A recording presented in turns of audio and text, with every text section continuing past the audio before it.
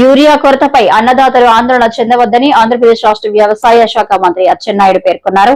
శ్రీకాకుళం జిల్లాలో ఎరువుల నిల్వలు పుష్కలంగా ఉన్నాయని ఉద్ఘాటించారు.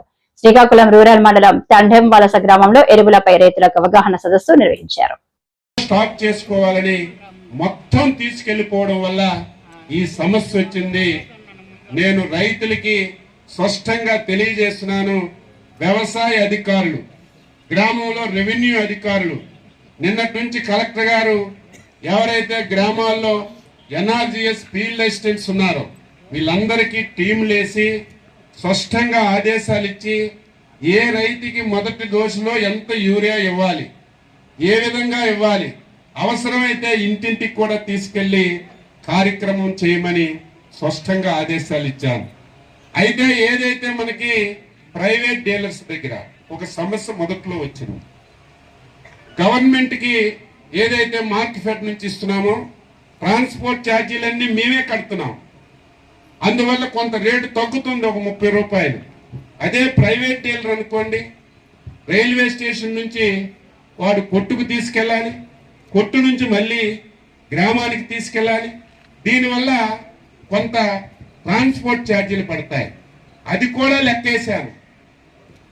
ఒక ప్రైవేట్ వర్తకుడు ట్రాన్స్పోర్ట్ ఛార్జీలు ఎంత ఖర్చు అవుతుందో లెక్కేసి ఎట్టి పరిస్థితిలో 30 రూపాయల కంటే, అంటే 267 రూపాయలకు మనం ఇస్తున్నాం.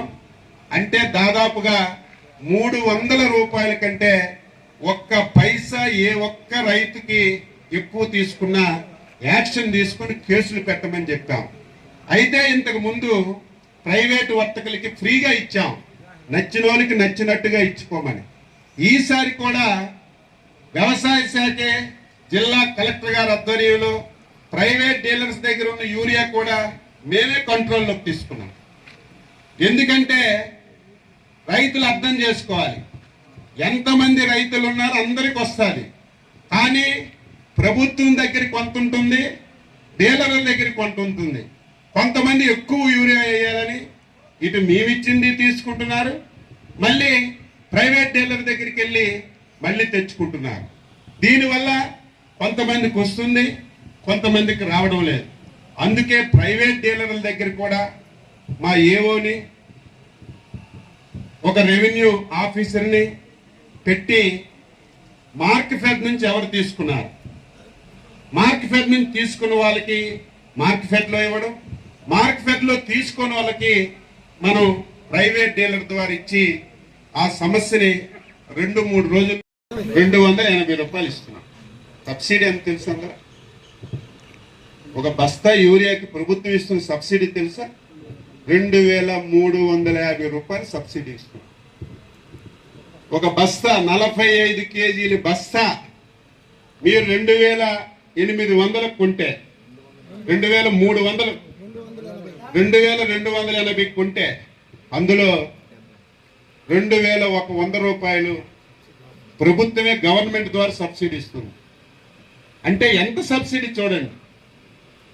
కొన్ని దీనివల్ల ఏమైనా ఉపయోగం ఉందంటే దీన్ని శాస్త్రోక్తంగా ఉపయోగించుకుంటే ఉపయోగం.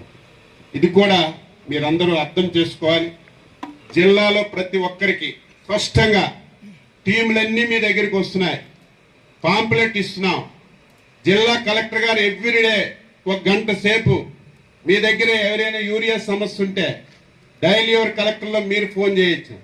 లేకపోతే 24 గంటలు రౌండ్ ది క్లాక్ కలెక్టరేట్లో ఒక సెల్ పెట్టాం, నెంబర్ కూడా మీకు ఇస్తున్నాం. మీరు చెప్తే మేమేమి పక్కన పడేం.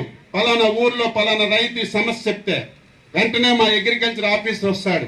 నువ్వు కలెక్టర్స్కి ఫోన్ చేశావు, ఏంటి నీకు ఇబ్బంది, యూరియా ఇచ్చారా లేదా, మొదటి విడత వేసావా లేదా, సెకండ్ విడత ఎప్పుడు వేయాలి, మీకు మళ్ళీ సెకండ్ విడతలో ఎప్పుడు యూరియా వస్తుందని స్పష్టంగా సమాచారం ఇచ్చి చెయ్యాలనే ఆలోచనతోనే ఈ కార్యక్రమం చేస్తున్నాం.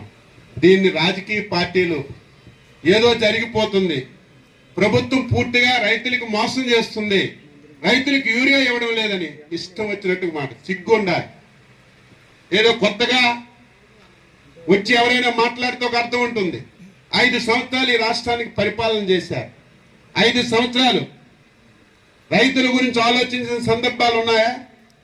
15 మాసాలు అయింది నేను వచ్చాను. మా ప్రభుత్వం వచ్చింది. వచ్చిన వెంటనే కాలువలన్నీ బాగు చేశాం. సకాలంలో మీకు నీరు ఇచ్చామా లేదా?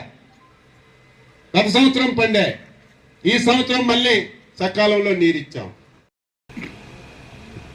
తండే వలస రైతు సేవా కేంద్రం ఉంది. ఓకే, మీ ఊరికి నేను 300 బస్తాలు ఇచ్చాను. 300 బస్తాలు సర్దాలంటే కనీసం చిన్న క్యూ లేకపోతే ఎలాగ సొత్తారు చెప్పండి? అందరూ వచ్చి మీద పడిపోతే ఎవరికైనా బస్తా అందుతుందా? చీటీలు రాసుకోవడం అవుతుందా? గతంలో తీసుకెళ్లారో లేదో వెరిఫై చేయడం అవుతుందా? ఒక 10 నిమిషాలు క్యూలో ఉంటే దిక్కుమాలి పేపరు టీవీ ఉండి రైతులు క్యూలో ఉన్నారు, రైతులు ఆందోళన చెందుతున్నారు. వెంటనే పేపర్లో టీవీలు వేసి రైతుల్లో అయోమయం క్రియేట్ చేస్తున్నారు. ఉదాహరణ, మనం ఎక్కడికైనా ఏ కార్యక్రమంకి వెళ్ళినా తప్పదు, కొంత డిసిప్లైన్ ఉండాలి. ఇచ్చిన వాళ్ళకి ఇస్తున్నామా లేదా, రైతు సేవా కేంద్రానికి వచ్చిన రైతుకి ఎరువు ఇస్తున్నామా లేదా ఆలోచన చేయాలి. దీన్ని ఒక పెద్ద ప్యానిక్ గా మార్చి రైతుకి ఎరువు అందలేదని ఒక ప్రయత్నం చేయాలని ప్రయత్నం చేస్తున్నారు. ప్రభుత్వం ఎప్పుడూ లేదు. 3 రోజుల నుంచి జిల్లా కలెక్టర్లు, ఆర్డీఓలు, వ్యవసాయ శాఖ అధికారులు ప్రతి రైతు సేవా కేంద్రంకి వెళ్తున్నాం. మీకు ఎరువులు కావాలా అడుగుతున్నారు. కానీ ఎంతమంది అడుగుతున్నారు? అడిగిన వాళ్ళు కూడా 2వ డోసుకో 3వ డోసుకో అడుగుతున్నారు. కాబట్టి మొదటి డోసులో ఎక్కడ సమస్య లేదు. మళ్ళీ స్పష్టంగా ఆదేశాలు ఇస్తున్నాం. రానున్నటువంటి 3 రోజుల్లో ఒక 1500 మెట్రిక్ టన్నులు, రానున్నటువంటి వారం రోజుల్లో ఇంకొక 1500 మెట్రిక్ టన్నులు మన జిల్లాకు వస్తాయి. రాష్ట్రానికి ఒక 60,000 మెట్రిక్ టన్నులు మన దగ్గరికి కూడా వస్తాయి. ఇది రైతులందరూ గమనించాలి. ఇంకొకటి, కొన్ని దగ్గరలో ఈ 3 విడతలకి తీసుకెళ్ళడం ఒక ఎత్తు. కొంతమంది రైతులైతే రేపు రబీ పంట వేస్తాం, అప్పుడు యూరియా దొరుకుతుందో లేదని రబీ పంటకు కూడా తీసుకుంటున్నారు. కొంతమంది మొక్కజొన్న